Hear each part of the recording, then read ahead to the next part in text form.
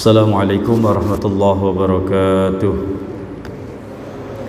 Bismillahirrahmanirrahim. Subhanakallahumma rabbana la ilma lana illa ma 'allamtana innaka antal alimul hakim wa tub 'alaina innaka antat tawwabur rahim wa taqabbal minna innaka antas samiul alim wa 'allimna min ladunka 'ilman nafi'ah ya dzal jalali wal ikram. Allahumma aftah lana ilmataka wansur alaina rahmataka ya dzal jalali wal ikram walhamdulillahi rabbil alamin. Bismillahirrahmanirrahim. Alhamdulillahi rabbil alamin. Wassalatu wassalamu ala asrafil anbiya wal mursalin wa ala alihi wa sahbihi ajma'in. Amma ba'd, qala Allah ta'ala fi kitabil karim. A'udzu billahi minasy syaithanir rajim. Bismillahirrahmanirrahim. Ya ayyuhalladzina amanu taqullaha wa kunu ma'as sadiqin. Shadaqallahul azim wa shadaqa rasuluhul karim. Wa nahnu ala dzalika minasy syahidin wasyakirin. Walhamdulillahi rabbil alamin. Jamaah salat Isya di Jami' Kota Simprog yang dimuliakan Allah Subhanahu wa taala. Syukur alhamdulillah, malam ini kita masih bisa menjaga istiqomah kita dalam beribadah kepada Allah Subhanahu wa taala, istiqomah dalam ibadah salat berjamaah, istiqomah dalam duduk di majelis ilmu. Walaupun dalam kondisi seperti ini, mudah-mudahan kita semuanya, niatan kita semua, duduk kita mendapat ridha dari Allah Subhanahu wa taala dan dijadikan oleh Allah Subhanahu wa taala sebagai amal yang soleh, sebagai amal penyebab datangnya ridha rahmat yang terbukanya pintu-pintu surganya Allah Subhanahu wa taala. Amin amin ya rabbal alamin. Baik jemaah dimilikan Allah Subhanahu wa taala, minggu kemarin kita sampai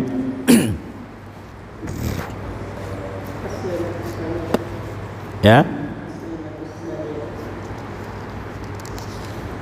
sampai ini ya sunnah hayat ya. Ya. Sekarang faslun wal mar'atu tukhaliful. Ya. Bismillahirrahmanirrahim. Qala musannifu rahimahullahu ta'ala wa nafa'ana bihi wa bi'ulumihi fid dharain amin. Faslun ay hada fasl. Faslun utawi iki bab yang menjelaskan wal mar'atu tukhalifur rajul fi khamsati asya. Bab yang menjelaskan tentang perbedaan-perbedaan antara laki-laki dan perempuan di dalam solat itu ada 5 fi khamsati asya. Ya. Jadi dalam gerakan bentuk tubuh, posisi ketika kita sholat, seorang laki-laki dan perempuan itu ada perbedaannya. Kenapa kok seperti itu? Ya memang aturan seperti itu, syariatnya seperti itu, tentunya ada hikmah dan manfaatnya. Ya, ada hikmah dan manfaatnya. Yang pertama, farrajulu yujafi mirfaqaini an jambaihi. Ya. Jadi seorang laki-laki itu yang menjauhkan kedua sikunya. Ya. Farrajulu yujafi mirfaqaini an jambaihi, ya, menjauhkan kedua sikunya dari lambungnya. Ini perut, ini siku. Ya, ketika apa? Ketika sujud. Ya. Ketika sujud, pastinya ketika sujud itu terlihat sangat terlihat ketika ini siku-siku agak dimasukkan kalau perempuan. Nah, kalau laki-laki agak direnggangin. Ya, paham? Siku-sikunya ini agak masuk, ya. Kalau perempuan, kalau laki-laki agak menjauh dari lambung. Ketika sujud, itu perbedaannya. Ya. Jadi kalau laki-laki agak direnggangin, tetap posisi jari-jari menghadap kiblat, cuman siku-sikunya yang jangan terlalu masuk. Sekarang masih banyak laki-laki yang terlalu masuk banyak, ya, yang nggak batal, sholat tetap sah, ya. Cuman kan akan mengurangi kesempurnaan dalam sholat, ya.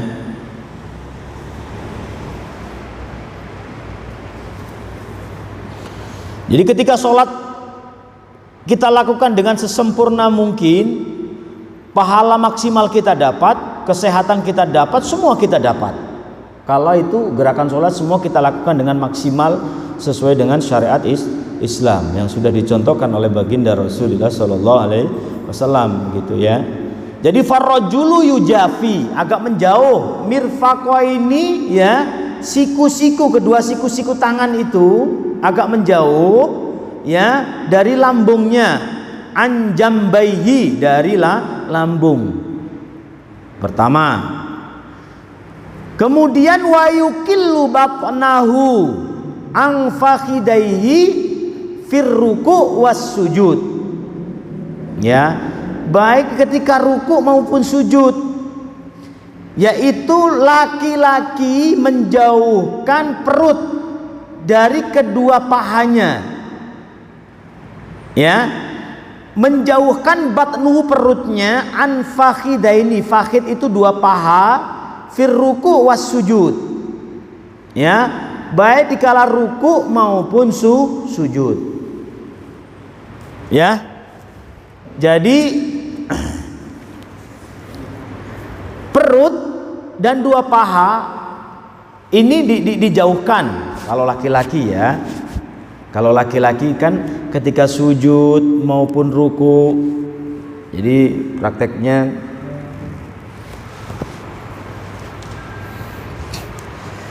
kalau perempuan itu agak dideketin, nah agak begini, antara paha ini nempel. Nah kalau laki-laki begini, tuh agak menjauh, ini benar-benar jauh. Kalau perempuan agak gini dikit, nah agak nyentuh, ya, batni sama ini agak menyentuh. Nah ketika ruku, sujud juga seperti itu, sujud.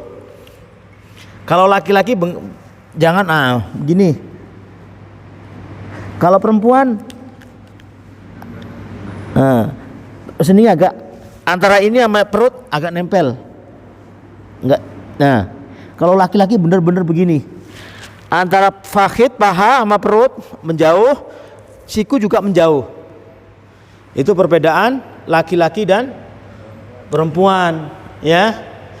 Jadi kalau laki-laki benar-benar perutnya, siku-sikunya jauh. Nah kalau perempuan agak mepet begini, tuh agak, ini juga agak deket, walaupun nggak nempel, yang penting deket, ya. Ketika ruku juga begitu. Ruku kalau laki-laki begini bener, nah agak jauh antara perut. Nah kalau perempuan nih begitu perbedaannya, ya. Itu perbedaan laki-laki dan perempuan ketika ruku dan sujud. Selanjutnya wayajharu fi maudhi'il jahri, ya, mengeraskan suaranya di tempat-tempat yang harus dikeraskan suaranya, kayak maghrib, isya dan subuh. Kalau perempuan nggak usah dikerasin, ya, karena apa? Apalagi di tempat umum. Karena Imam Syafi'i menganggap suara perempuan itu aurat, ya. Nah kalau sholat ngerasin suaranya kan buka auratnya, ngumbar auratnya, itu, ya. Jadi laki-laki dikencengin di tempat-tempat sholat yang harus dijahrin, yang dikerasin, ya. Wa yajharu fi maudhi'il jahr. Jadi laki-laki itu. Kemudian wa idana bahu, ketika seorang laki-laki itu lupa dalam sholat, ya, syai'un, lupa dengan sesuatu, apa, kurang apa, pokoknya lupa, fis sholat, di dalam sholat, maka sabbaha, untuk mengingatkan, mengucapkan tasbih laki-laki, subhanallah, ya. Jadi wa idana bahu syai'un fis sholat, sabbaha mengucapkan tasbih. Apabila melakukan kesalahan, laki-laki mengucapkan tasbih subhanallah. Kalau perempuan gimana? Kalau perempuan dengan mentepuk tangan. Nepuk tangannya bukan asal nepuk, ya. Dalam Fathul Qorib syarah dari matan Ghayah wa Taqrib ini, jadi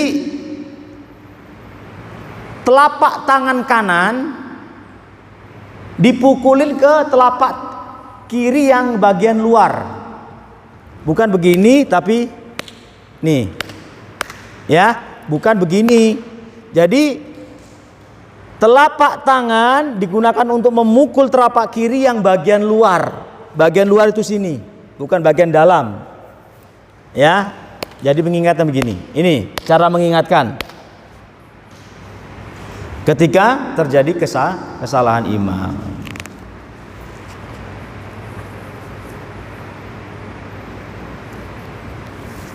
Ya, kalau laki-laki juga subhanallah.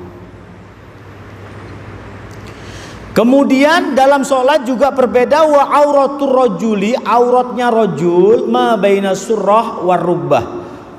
Laki-laki itu di antara pusar dan lutut. Ya, pokoknya lutut ketutup, pusarnya juga ketutup, udah sah. Pakai sarung ini nggak pakai apa-apa sah. Tapi ya kalau kita berbicara adab, yo sangat tidak etika begitu loh ya. Masa kita berani menghadap Allah, ya, Sang Khalik, Sang Maha Suci, Maha Besar, Maha segala-galanya. Nah, kita menghadap menteri aja rapi banget begitu. Logikanya seperti, walaupun itu sah, begitu loh ya. Seandainya orang ini nggak punya apa-apa, hanya punya sarung, bisa buat sholat. Hanya punya sarung saja, nggak punya pakaian, nggak punya baju, ya, tetap harus sholat. Itu dalam syariatnya. Sebenarnya dalam hakikat nggak ada. Kita ditutup rapat pun Allah masih melihat aurat kita. Betul nggak? Kita tutup rapat pun Allah masih melihat. Ini kan dalam syariat. Syariatnya diharuskan untuk menutup aurat. Ya udah lakukan. Ya. Tapi kalau kita berbicara syariat, serapi apapun, serapat apapun aurat kita tutup, Allah tetap melihat. Itu aurat. Ya.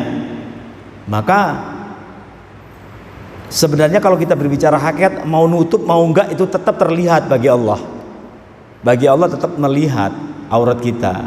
Tapi kan kita berbicara syariat. Nah, Rasulullah aja masih melakukan syariat. Nah, kita umatnya yang pasti banyak kesalahan, banyak kekurangan kesana kemari, ya, kok melakukan hakikat saja maka akan rusak.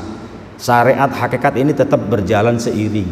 Nggak boleh menggunakan syariat saja juga nggak boleh, hakikat juga nggak boleh. Harus berjalan seiring.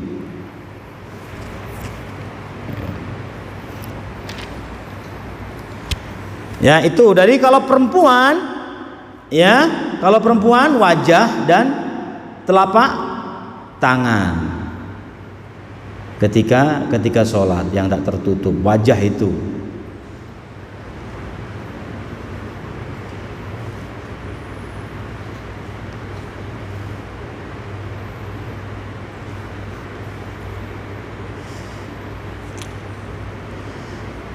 Baik, wal mar'atu tadummu ba'daha ila ba'd.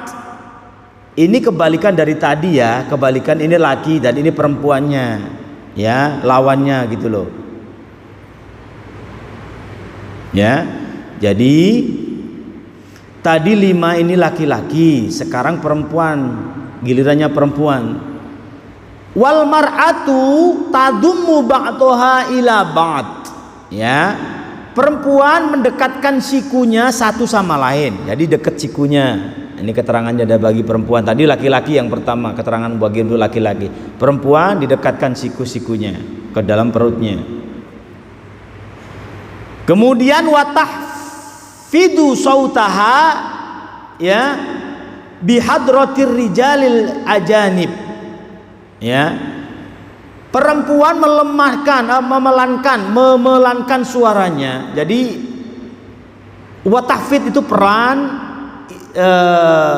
tak terdengar, ya pelan, pokoknya pelan, jangan sampai terdengar suaranya apabila di hadapan orang-orang ajnabi, maupun yang dibuat bukan mahram. Ya, orang lain, apalagi di orang, jangan dikencengin suaranya, itu malah jadi haram nanti. Ya. Wong kita kencengin dalam kondisi sepi aja, itu tidak boleh, hukumnya makruh walaupun nggak ada siapa-siapa. Ya. Apalagi kalau sampai ada yang lain, bahkan bukan makruh, bisa haram. Karena kita melihatkan aurat orang lain. Kita memperlihatkan aurat kita kepada orang lain. Suara kan aurat. Di dalam sholat. Oke. Wa idana bahasaiun, dan apabila terjadi kesalahan di dalam sholat, ya, sesuatu yang salah fis sholat, di dalam sholat, saffaqat, ya, saffaqat, maka menepukkan apa, tangannya, maka bertepuk. Saffaqat itu bertepuk tangan.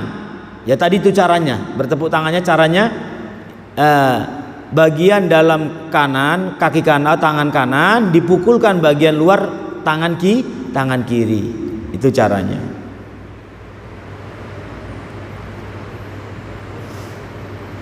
Wa jami'ul badanil khurrati, bagi semua badannya perempuan itu aurat, illal wajaha wa kaffaiha, kecuali wajah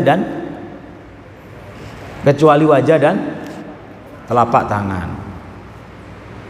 Ya, maka dalam fikih itu ketika kita mau bertunangan, ya, mengkhidbah, bahasa istilah Arabnya itu mengkhidbah, itu boleh melihat wajah sama tangannya.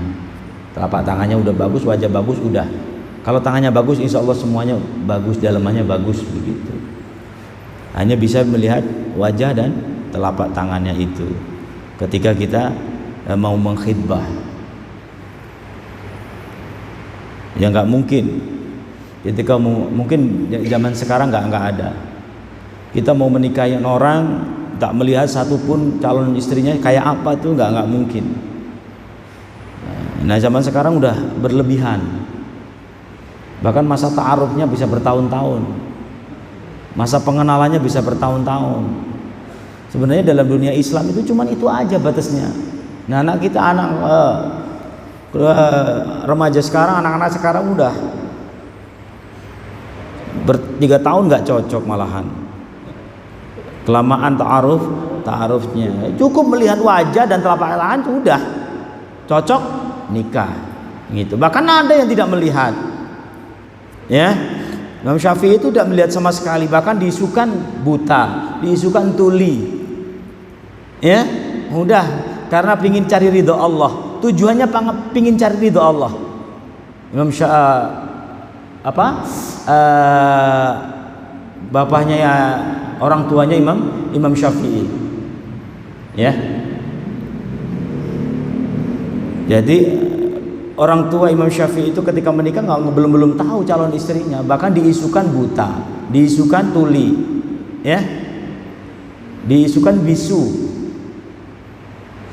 Tapi karena nikahnya pingin cari ridho Allah, agar, ya, jambu yang telah dimakan itu dapat ridho pemiliknya, dapat ikhlasnya pemiliknya. Dengan syarat kau mau menikahin anakku, maka aku akan ridhoi jambu yang kau makan, buah jambu yang kau sudah makan itu. Ya, kalau kau mau menikahin, saya akan ridhoi. Tapi anak saya tuli, anak saya buta, anak saya bisu. Coba kalau mau dikasih tahu gitu, masih nggak mau menikahin? Kira-kira lari terbirit-birit kali ya, udah nggak jadi, buat apa itu? Gitu. Ternyata butanya itu nggak pernah melihat kemaksiatan, bisunya nggak pernah ngomong yang kotor, itu ya. Ya, terus tulinya nggak pernah mendengarkan hal-hal yang maksiat, itu ternyata begitu. Subhanallah, karena dia udah ikhlas niatnya itu ridho, pokoknya cari ridho, mau kayak apa aja, yang penting saya dapat ridho. Keikhlasan jambu yang sudah saya makan itu diikhlasin oleh pemiliknya, mau nikah sama siapa aja terserah, itu nggak jadi masalah. Yang penting saya dapat ridhonya. Kalau udah dapat ridhonya, saya dapat ridho Allah Subhanahu wa Ta'ala, itu yang terpenting. Jadi hikmah dari itu ridho, yang terpenting itu ridho. Ya. Nah, banyak terjadi kesalahan orang tua sekarang itu yang saya amati, ketika anaknya pingin nikah, karena nggak sesuai dengan pilihan orang tua, terus orang tuanya tidak ridho. Nah, inilah yang akan menjadi malapetaka itu, karena orang tuanya nggak ridho, karena nggak sesuai dengan pilihannya. Ya. Padahal kita sudah yakin bahwa jodoh di tangan Allah. Ya. Wa min ayatihi an khalaqalakum. Di ayat itu memakai khalaqa. Khalaqa itu ya udah Allah yang menciptakan, orang nggak bisa ikut campur. Ketika menggunakan khalaqa, ada ja'ala dalam Al-Qur'an itu. Kalau sudah khalaqa berarti Allah sendiri yang tahu. Manusia udah nggak ikut campur, jodoh hanya di tangan Allah. Kita sebagai orang tua hanya mendoakan. Ketika udahlah dikasih tahu kayak gini kok nggak, ya udahlah, emang itu udah jodohnya, ikhlas, doakan, kasih restu, mudah-mudahan jadi keluarga yang sakinah mawaddah, insyaallah.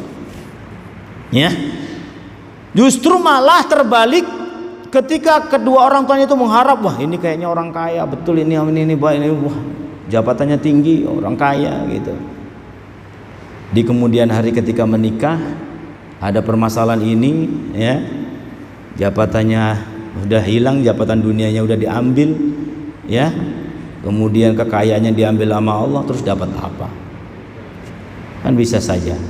Tapi kalau niat cari ridho Allah, yang penting mendapat ridho Allah, pasti dia akan kecewa dunia akhirat itu. Tapi itu berat, manusiawi pasti pingin yang lebih. Padahal itu lebih dari yang lebih ridho itu. Man nggak sadar.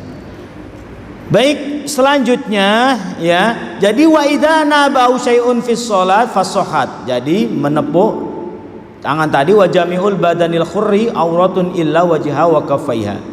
Jadi auratnya perempuan itu semua aurat kecuali wajah dan telapak tangan, ya. Maka wajah itu seperti apa? Wajah itu yang harus diperlihatkan itu, ya. Ada yang pakai mukena sampai kelihatan ininya doang, mulutnya doang. Ada yang berlebihan mukenanya segini, ininya terlihat auratnya. Padahal wajah itu, ya, yang tulang ini namanya wajah. Ada tulang ini wajah. Nah, ini wajah. Segini sudah bukan ini lagi, bukan wajah. Berarti aurat harus ditutup, leher harus ditutup. Kan ada yang pakai mukena begini, ininya terlihat. Ya, kita sebagai orang yang tahu maka diingetin. Jadi pas pakai mukenanya, ini pas gini, jangan terlalu begini, ya, juga jangan terlalu ke bawah. Jadi muka aurat. Kalau gini ketutup, wajahnya ketutup. Ya. Enggak apa-apa. Ya itu karena enggak apa-apa, yang ketutup, yang kebuka ini yang menjadi masalah nanti. Yang terbuka itu loh yang jadi masalah karena buka aurat. Yang seharusnya nggak tertutup mah nggak apa-apa, paling sekedar makruh begitu.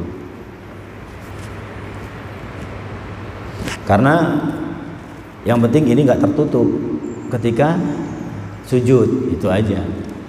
Kalau cuma segini mah nggak apa-apa, cuman kan seharusnya kebuka, bagusnya kan, wajah ini terbuka semua. Ya, yang penting yang menjadi membatalkan itu bisa ini tertutup, yang buat sujud ini kok tertutup. Nah, masker, ketika pakai masker itu hidung yang tertutup. Ya, memang itu ada dua pendapat. Ya, ada dua pendapat. Ada yang mengatakan nggak apa-apa karena yang harus kena ini, yang harus itu. Kalau ininya tertutup udah jelas batal. Kesepakatan ulama.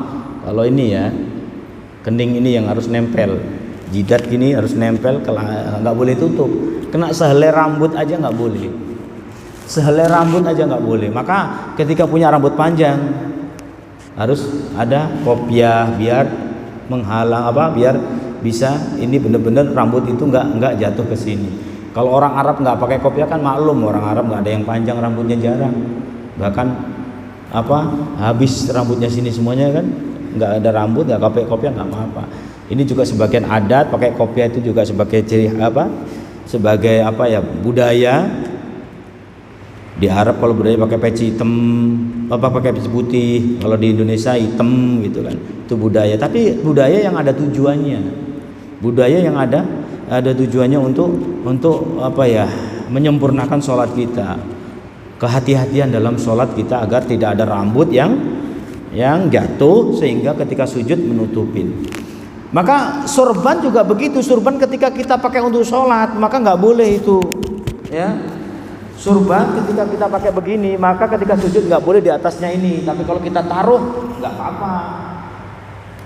Pokoknya semua sesuatu yang ikut gerakan sholat nggak boleh menutupi ini. Walaupun sehelai benang, sehelai rambut pun yang ikut gerakan. Kalau di cairan sini kan ikut gerakan. Kalau ditaruh di pundak kita ini ikut gerak. Nah ketika sujud kok di atasnya ini nggak boleh. Tapi kalau kita taruh di lantai nggak boleh. Beda kayak ikut gerak sholat. Ya. Wal amatu karrajuli, dan juga perempuan itu awalnya seperti laki-laki.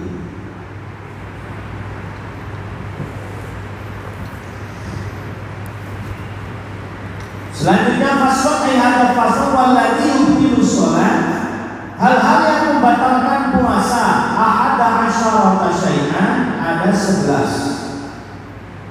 Yang pertama al-kalamu, berbicara, amdud, disengaja. Ya.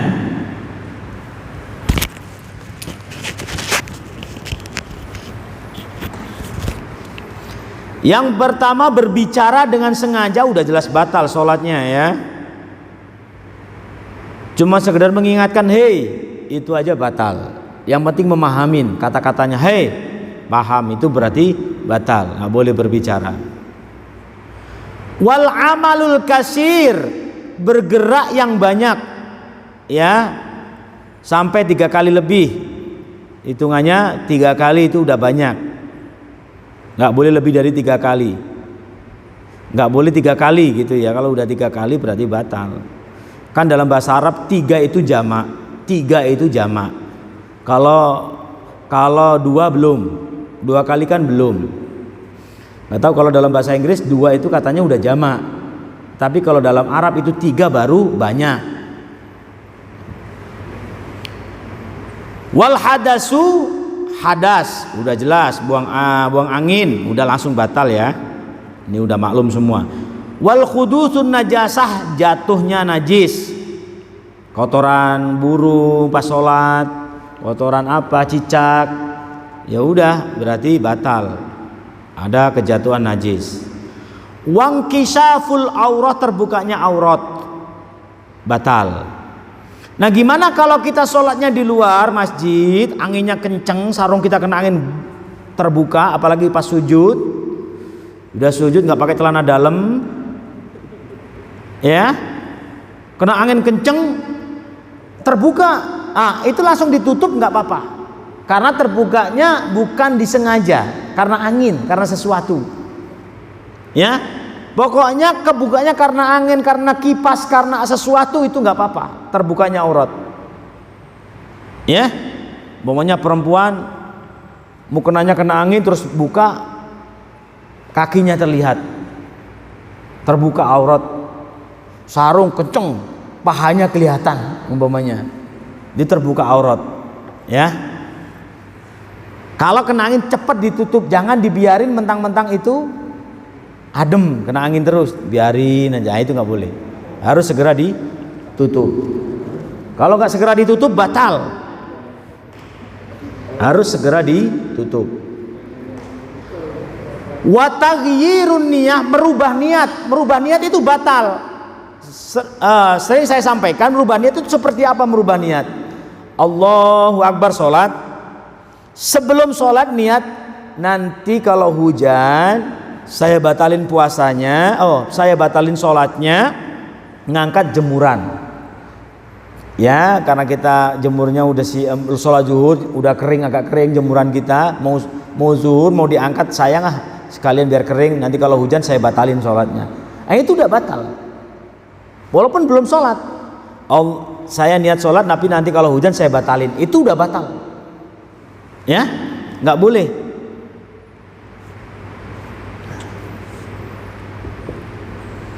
Membatalkan sholat itu juga nggak harus sembarangan, ya, nggak boleh membatalkan sholat kan kalau memang nggak benar-benar ada uzur syar'i. Kalau udah niat ya udah, nggak boleh dibatalkan, nggak boleh dikalahkan dengan sesuatu apapun kecuali udzur syar'i. Kalau batal harus dibatalin. Kalau kena najis itu kan udzur syar'i. Ya. Lah masa ada hujan terus batalin? Ya kan? Wong ada pencuri aja nggak boleh dibatalin. Kejar pencurinya itu sambil sholat nggak apa-apa. Itu sholat Allahu Akbar, tas di depan diambil orang, kejar. Tapi jangan bersuara. Ya, suaranya maling, nah itu baru nanti batal. Udah kejar aja, kita kejar nggak apa-apa sambil sholat. Gitu. Ya, dapat udah kita sholat lagi, terusin lagi sholatnya. Itu. Pokoknya sholat ini jangan dibatalin kecuali ada udzur syar'i. Terkecuali sholatnya sholat sunnah. Ketika sholat sunnah dipanggil orang tua, batalin. Karena panggilan orang tua lebih wajib daripada sholat sunnah. Tapi kalau sholat wajib gimana? Gak boleh dibatalin. Kencengin takbirnya biar orang tua tahu kalau kita lagi sholat. Kalau sholat wajib gak boleh dibatalin walaupun panggilan orang tua. Tuh kalau sholat wajib. Tapi kalau sholat duha dipanggil orang tua, batalin. Ya, istri sholat duha dipanggil suami, batalin. Kasih tahu harus dibatalin karena sholat duha wajib memenuhi panggilan suami wajib. Itu anak-anak harus dikasih tahu. Kalau dipanggil orang tua ketika sholat sunnah, batalin nak, nggak apa-apa. Batalin, lebih wajib memenuhi ya panggilan orang tua atau suami. Kan ada ceritanya itu yang ketika ada orang tuanya mau meninggal, tapi suaminya pesen jangan keluar mana-mana tanpa izin saya. Saya berangkat perang. Perang, akhirnya orang tuanya udah sakaratul maut, udah ada 3 kali ke situ. Orang tua mau meninggal, kamu nggak menjenguk, saya nggak boleh keluar sama suami saya, nggak bisa izin. Sekarang kan gampang, ada telepon, ada apa bisa. Dulu kan nggak ada, gimana ngasih izin, minta izinnya kan susah. Akhirnya tetap itu dipertahankan, ya pesan suaminya dipertahankan. Akhirnya orang tuanya sampai meninggal nggak jenguk. Orang tuanya, ibunya meninggal nggak datang. Setelah dalam hadis itu diceritakan orang tuanya dapat ampunan sebab anaknya yang solihah. Karena taat kepada suaminya itu. Disebabkan itu orang tuanya dapat ampunan. Justru apa ampunannya? Sebabnya apa? Karena punya anak putri yang solihah karena taat kepada suaminya, nggak mau keluar sampai sebegitunya. Nah ini ilmu yang bisa kita ambil hikmah, yang bisa kita kiaskan bahwa wajib sunnah itu nggak boleh mengalahkan yang wajib. Ya. Tetap, makanya kalau udah seorang istri ketika udah nikah ya udah suami yang diutamakan. Ya, suami yang diutamakan. Karena semua tanggung jawab suami. Ya, orang tuanya udah lepas. Nah, kalau seorang suami ya tetap istri nggak boleh mengalahkan perintah orang tuanya. Kalau suami itu perbedaannya. Ya. Ketika orang tuanya kamu pulang kampung nak, pokoknya kamu pulang hari ini, nggak ada masalah, maksudnya nggak bisa pulang kampung bisa kalau kita lakukan, tapi karena istrinya jangan dulu, saya masih butuh ini, jangan dulu, masih beratin istrinya. Nah ini yang berbahaya ini, yang bikin hidup nggak berkah itu. Ketika ada panggilan orang tua, lekas. Bila kerjaan sepenting apapun, kalau bisa di cancel, penuhin panggilan orang tua, itu yang akan menjadi keberkahan, ya. Karena menyelesaikan proyek ini dapat bermiliar-miliar umpamanya, panggilan orang tua nggak dipenuhin. Setelah dapat rezeki itu, permasalahan bertubi-tubi datang, akhirnya nggak berkah uang itu, begitu. Bisa aja Allah mengatur seperti itu, ya. Intinya ridallah fi ridha walidain.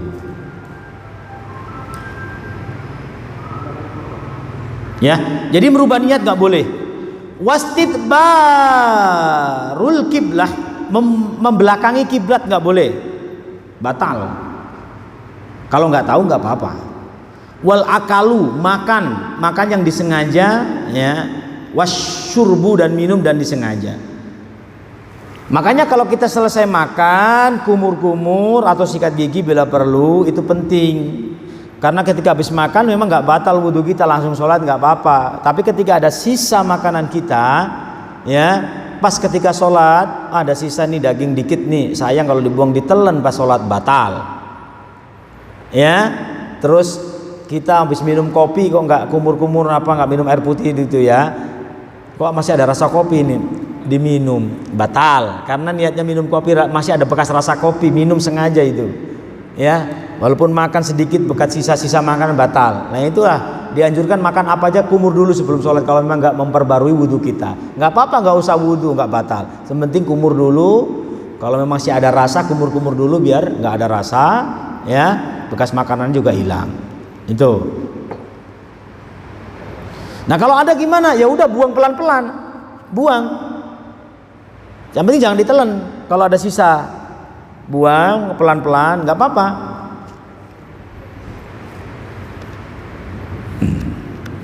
Oke. Wal kohatu muntah, muntahnya disengaja, muntah juga membatalkan. Wariddatu murtad, terakhir murtad. Kalau udah murtad ya udah otomatis batal. Faslun wa raka'atul faraid wallahu alam bis-shawab. Baik, sampai sini ada pertanyaan, silakan. Ya, silakan. Ada mikrofon. Biar dengar.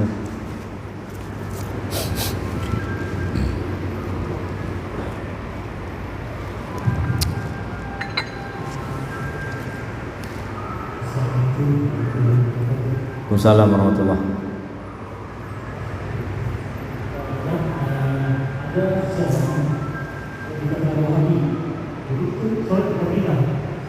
Dia memakai pakai gamis yang boleh dipasang dalam dia. Pada saat itu kita lihat itu salah. Kebanyakan sholat yang berat atau gimana? Dalam perjalanan. Ya. Ya. Ketika sholat kakinya yang melentang itu ya. Gamis gini.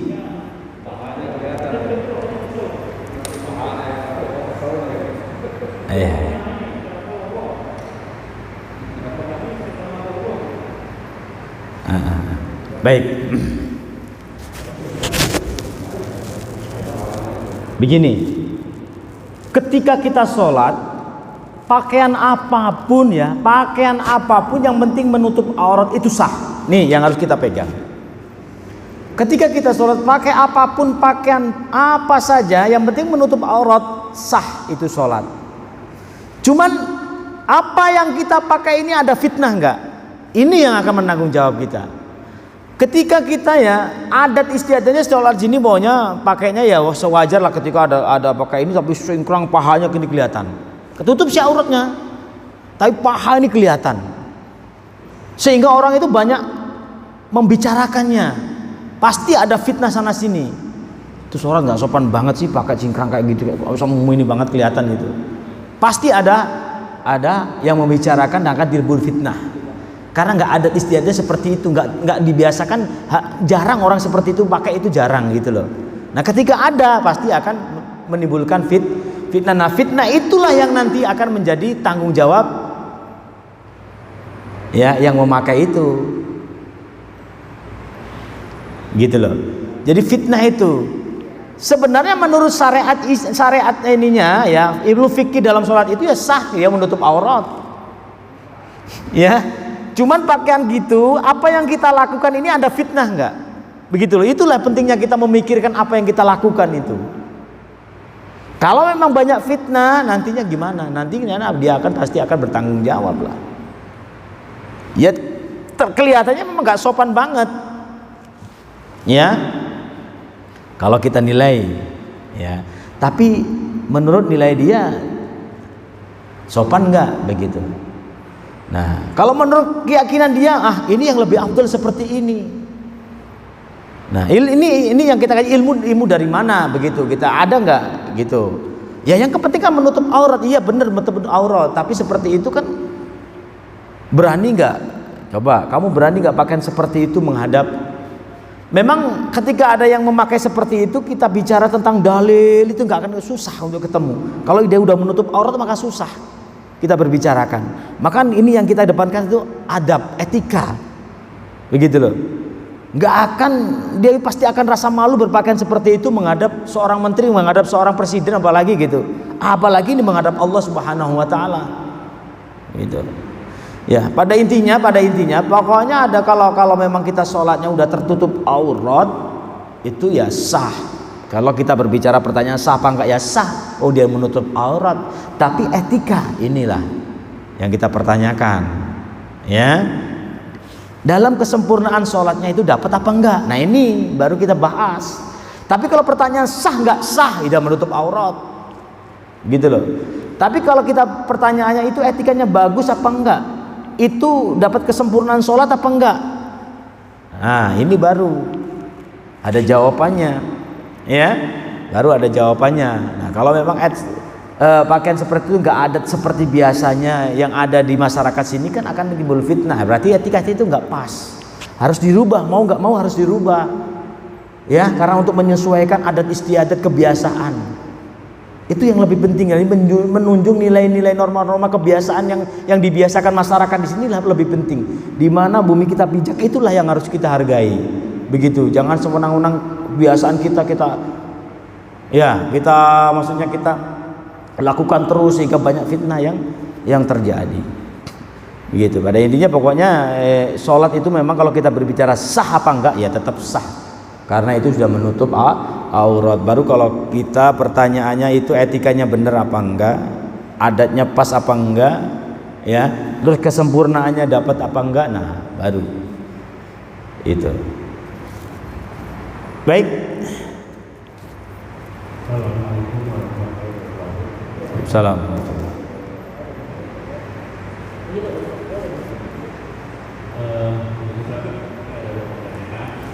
Kalau masalah tadi perempuan kalau kita sholat salah itu kalau kita bisa subhanallah.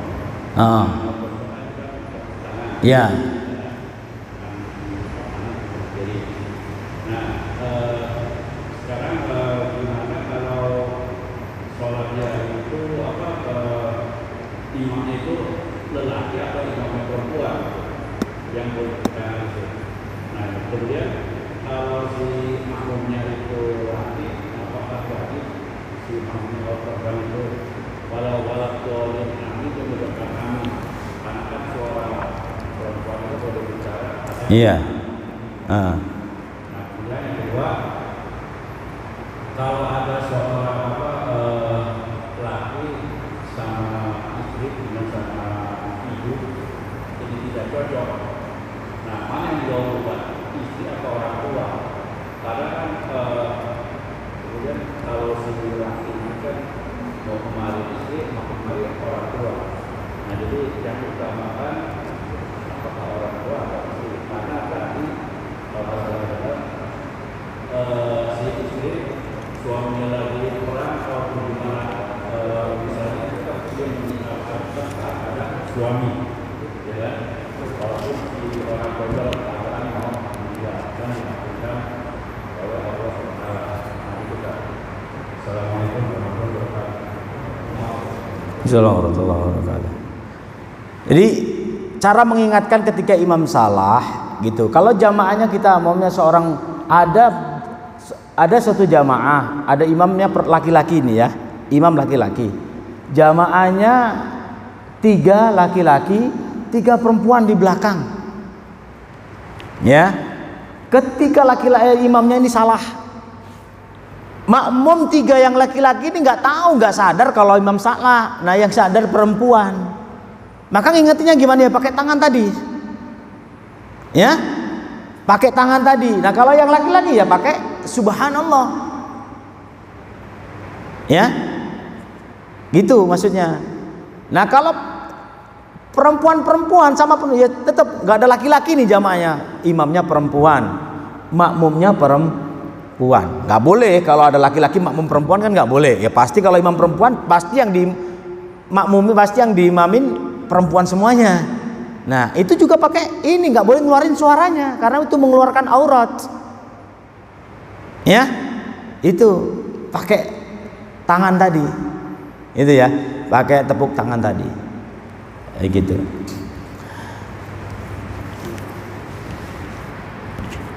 Tadi yang kedua,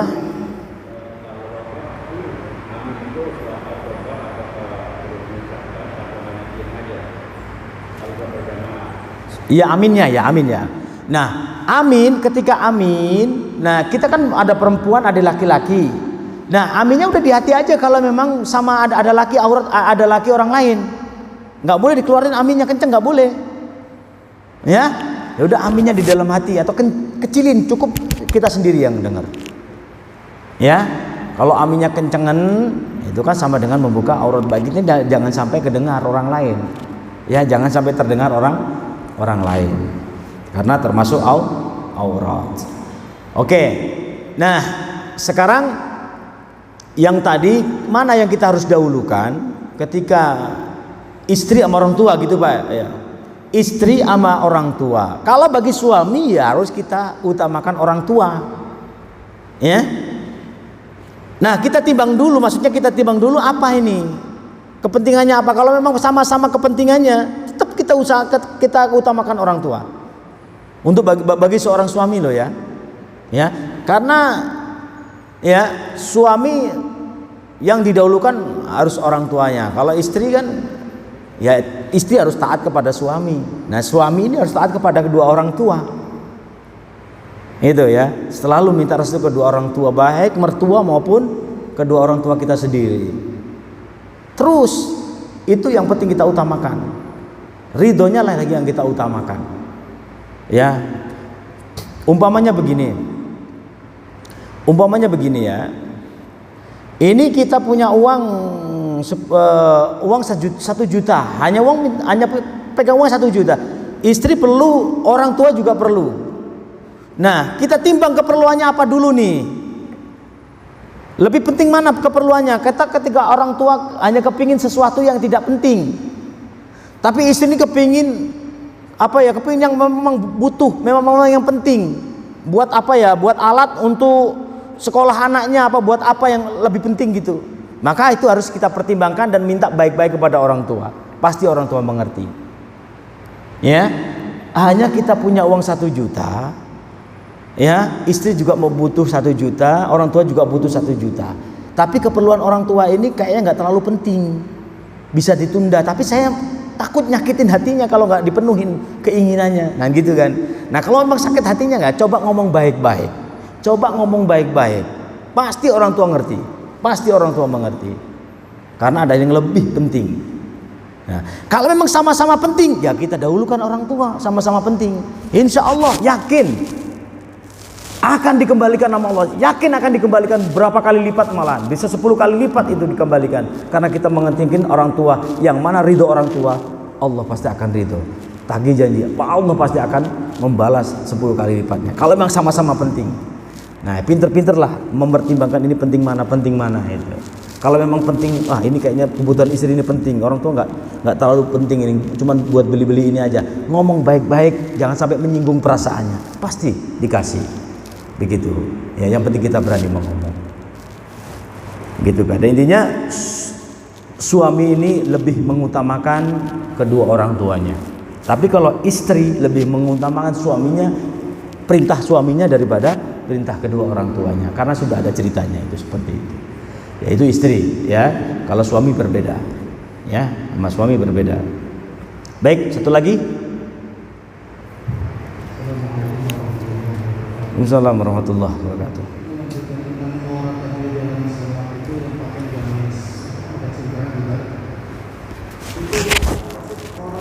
Gimana Pak? Enggak denger ya. Aurat. Coba buka. Orang menurut orang itu yang dimaksud aurat merasa yang tadi yang dikatakan apa yang itu kan merasa dirinya tuh udah nutupin orang. Iya. Itu menurut kayak para kaum ini, kalau dia sujud, yang orang lain bikin kesel itu sih main itu. Tapi apakah nanti harus ditutup atau tahu dah? Karena orangnya itu pasti kelihatan pahanya. Ketika sujud ya. Kalau menurut pribadinya sih mungkin ditutup orang itu. Ah. Kan ada sarung bolong seperti itu aja orang bisa tahu kalau itu orangnya kelihatan. Ah. Apakah nanti bisa ditegur atau bagaimana? Yang kedua kan merubah niat dalam sholat, merubah niat tadi. Kalau merubah niat misalkan usul atau tulis dalam arti nanti kalau ada sebulan hujan sebulan Saya batalin ya. Nah, bagaimana dengan niat dalam satu sholat itu lupa? Misalkan mau niat sholat zuhur, udah Allah, niatnya dalam waktu ini sholat asar. Bagaimana? Apakah itu batal atau bagaimana? Apa perlu diulangi nanti atau gimana? Iya, baik. Assalamualaikum Assalamualaikum. Jadi aurat ya, permasalahan aurat ketika pakai pijikran maka risikonya itu akan terbuka. Nah, ketika dalam gerakan sholat kok terbuka aurat kita, ya wajib kita tutupin. Kayak kita pakai kaos ketat banget, ketika sujud banyak yang terlihat belakangnya kebuka tuh. Mungkin sering kita melihat jamaah-jamaah pakai kaos ketika sujud terbuka belakangnya auratnya ini. Ya. Terus diem aja padahal itu sadar itu pasti. Tapi cuek aja nggak sampai perhatikan seperti itu. Nah, itu secara itu ya kita sebagai orang yang tahu wajib ingetin. Karena itu kemungkaran. Nah, harus kita ingetin. Nah, kita mampu nggak mengingutinya? Ya, kita mampu nggak mengingatinnya? Kalau kita berani mengingetin ya udah. Tadi sholatnya terbuka, kalau besok-besok jangan pakai kaos kayak ini gitu. Mohon maaf dengan cara yang baik, jangan sampai menyinggung. Itu ya. Sama seperti pakai gamis gini kok ketika sujud kelihat pahanya. Kalau masih kelihatan apa ini betis masih nggak apa-apa. Betis kan bukan aurat dalam sholat gitu. Kalau paha yang kelihatan berarti udah aurat yang terbuka. Harus kita ingetin. Itu agak dipendekin karena kalau sujud kelihatan pahanya itu ngelihat aurat pasti itu batal gitu. Kalau sudah diingetin kok besok-besok masih begitu aja udah. Berarti udah terlepas kewajiban kita untuk mengingatkan. Nah, tinggal kita pikirkan cara mengingatkan gimana tidak menyinggung perasaan. Gitu loh. Kalau kita nggak mampu, siapa ya yang kira-kira berani yang mampu kita ajak ngomong. Begitu itulah cara merubah kemungkaran kan. Mar'a minkum falyughayyir biyadi. Jadi apabila melihat kemungkaran maka berubahlah dengan kekuatan kita. Kemampuan kita mampu nggak? Kalau nggak mampu ya fabilisani. Dengan mulut kita ngomong sama yang lain. Siapa yang berani itu? Siapa yang bisa mengingatkan? Itu dengan lisan. Kalau nggak mampu juga babi kolbi dengan doa. Ya, babi kolbi itu dengan doa. Mudah-mudahan ingat, mudah-mudahan sadar itu kalau yang dilakukan itu salah. Ya, itu paling lemah imannya itu. Ya. Nah, yang kedua tadi apa Pak Cip? Ya, takbiratul merubah niat ya. Oke. Merubah niat ya. Ketika kita sudah sholat, tadi sholat asar, padahal saya niat duhur nih. Padahal saya sholat duhur kok niatnya sudah asar. Kalau kita yakin tadi sholatnya niatnya asar, batalin. Ngulang lagi dengan niatan sholat zuhur. Ya, kita mau sholat zuhur tapi niatnya sholat asar ya nggak boleh. Ya, batalin niat sholat zuhur. Memang ya sadarnya di tengah-tengah sholat kan. Sadarnya di tengah-tengah sholat yakin betul tadi saya niatnya sholat duhur, niatnya sholat asar bukan zuhur. Maka itu tetap karena ingatnya masih dalam sholat. Ya. Nah, niat kan penting, niat itu kan niat penting niat itu ya. Niat itu kan termasuk dalam rukun. Ya kan? Niat itu kan termasuk rukun. Nah, kalau rukunnya salah mau sengaja maupun nggak disengaja tetap diulang kalau udah sadar. Kalau udah sadar berarti kan udah dikasih tahu. Ya, diulang. Nah, ketika kita lupa rakaat 1 rakaat lupa ya. ya udah tetap nambah 1 rakaat ketika diingetin. Kalau nggak inget sama sekali sampai terus, ya udah nggak apa-apa. Nggak inget sama sekali ya nggak apa-apa, mau lupa. Tapi kalau sudah sempat diingetin sama Allah, kamu tadi niatnya sholat asar padahal sholat zuhur, oh iya saya niat asar, ya udahlah kita rubah niatnya sholat, ya apalagi masih di tengah-tengah sholat, itu ya udah jelas, udah diingetin itu udah jelas. Apa cuma membatin, pokoknya saya batalin nanti, ya saya batalin nanti ketika ada hujan, saya batalin sholat itu, udah batal walaupun belum sholat. Apakah merubah niat, ya merubah dalam niat itu tetap nggak boleh. Sengaja, itu kan nggak sengaja, ya kan nggak sengaja. Kalau diingetin kan berarti udah inget, ya nggak sengaja. Tapi kalau udah diingetin Allah, berarti wah iya ya tadi saya sholatnya zuhur kok niatnya sholat asar ya, itu berarti udah diingetin. Berarti sholat saya nggak sempurna tadi, nggak sah, qadha, ya qadha lah. Kalau sudah sempat diingetin, kalau udah diingetin sampai meninggal ya udah nggak apa-apa, berarti itu kelupaan, dispensasi itu, dapat rukhsah, namanya lupa. Itu, ya. Karena niat ini dalam rukun, nggak boleh dibuat main-main. Rukun niat ini, ya niat sholat asar ya asar, maghrib ya maghrib, udah ditentukan. Bahkan takyinu menyatakan niat itu penting. Apa ya? Usolli, terus fardho, ya. Atau nggak usah fardhu, usolli maghribi, ya usolli fardal maghribi, itu ada usolli fardal maghribi, saya niat sholat fardu maghrib, nggak usah salah rakaatnya nggak usah, ya nggak usah, langsung lillahi ta'ala. Itu yang wajib itu usolli fardu apa ditentukan. Kalau usolli fardu lillahi ta'ala nggak boleh. Saya niat sholat fardu apa nggak jelas, harus dijelaskan. Jadi yang mentakyinkan itu harus 3 itu. Usolli, kalimat usolli, fardhu, duhri. Untuk rokaat udah ngikut otomatis. Untuk rokaat nggak usah disebutkan juga nggak apa-apa. Ya, nggak usah disebutkan juga. Imaman pun kalau secara imam udah niat imam, udah otomatis jadi imam. Terkecuali dalam sholat Jumat harus mentakyinkan imamannya itu sholat Jumat, khusus di dalam sholat Jumat. Ya, maka ketika kita sholat sendirian, nggak niat imam, sudah ada yang di belakang, udah otomatis jadi imam. Paham ya? Ketika kita sholat sendiri, niatnya nggak niat imam, niat sholat sendiri. Ada belakang ada yang ikut, udah otomatis dia jadi imam. Maka bilang imaman ini nggak harus, ya, tapi disunahkan, dianjurkan untuk bilang imaman. Nah kalau Jumat inilah yang ada mengatakan kalau sholat Jumat itu wajib bilang imaman lillahi ta'ala, khusus dalam sholat Jumat. Baik, cukup kita tutup. Mudah-mudahan pertemuan ini membawa kemanfaatan buat kita semuanya, keberkahan buat kita semuanya. Amin amin ya rabbal alamin. Mudah-mudahan kita selalu bisa menjaga istiqomah kita, baik dalam beribadah kepada Allah, beramal baik, ya, dalam menuntut ilmunya Allah Subhanahu wa taala.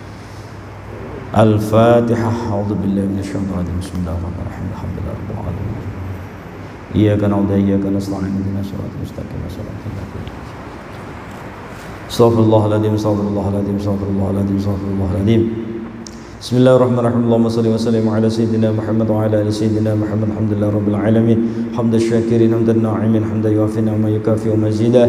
Ya Rabbana wa lakal hamdu wa lakal syukru kama yanbaghi li jalali wajhikal karim wa 'azimi sultanik. Allahumma zidna 'ilman nafi'a wa rizqan halalan tayyiban wasi'a.